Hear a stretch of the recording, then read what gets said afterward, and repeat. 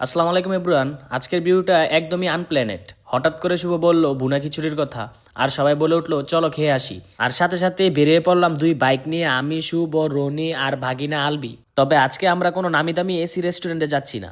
আমাদের গন্তব্য ডাঙ্গা তেপথা বাজার। ওখানকার বুনা খিচুড়ির সুনাম অনেক শুনেছি, তাই ভাবলাম আজ নিজেই ট্রাই করে দেখি আসলে কেমন। পাঁচদোনা থেকে ডাঙ্গা যাওয়ার এই রাস্তাটা খুবই অসাধারণ, সেই সাথে চারজন, দুই বাইকে, ফুরফুরা বাতাস আর খিচুড়ি খাওয়ার এক্সাইটমেন্ট, সবকিছু মিলিয়ে দারুণ লাগছিল। অবশেষে পৌঁছে গেলাম ডাঙ্গা তেপতা বাজার। চারপাশটা একদম সাধারণ, আর এই যে সেই দোকান যেটার কথা সবাই বলে, কোনো চাকচিক্য নেই, একদম সাদামাটা। এখানে কোনো এসি নেই, কোনো মিউজিক নেই, নেই কোনো ডেকোরেশন, আছে শুধু খাঁটি খাবারের গ্রান। আর এখানকার খাবারের প্রাইসও খুবই রিজনেবল। গরুর মাংস দিয়ে ভুনা খিচুড়ির প্লেট মাত্র 130 টাকা। আর অবশেষে আমাদের টেবিলে হাজির হয় সেই ভুনা খিচুড়ি, আর মুখে দিতেই বোঝা হয়ে গেছে কেন এখানে মানুষ ছুটে আসে। চালের প্রতিটি দানায় মশলার মাখামাখি, আর প্রচুর পরিমাণে গরুর মাংসের টুকরো, সব মিলিয়ে অস্থির। সত্যি বলতে বড় রেস্টুরেন্টের চেয়ে এই লোকাল বাজারের খাবার স্বাদ অনেক সময় বেশি তৃপ্তি দেয়। পেট ভরে খাওয়া দাওয়া শেষ করে আমরা আবার বাইক স্টার্ট দিয়ে দিলাম বাড়ির উদ্দেশ্যে। আজকের ছোটখাটো এই ফুড ট্রিপটি আপনাদের কেমন লেগেছে কমেন্টে জানাবেন। আল্লাহ হাফেজ।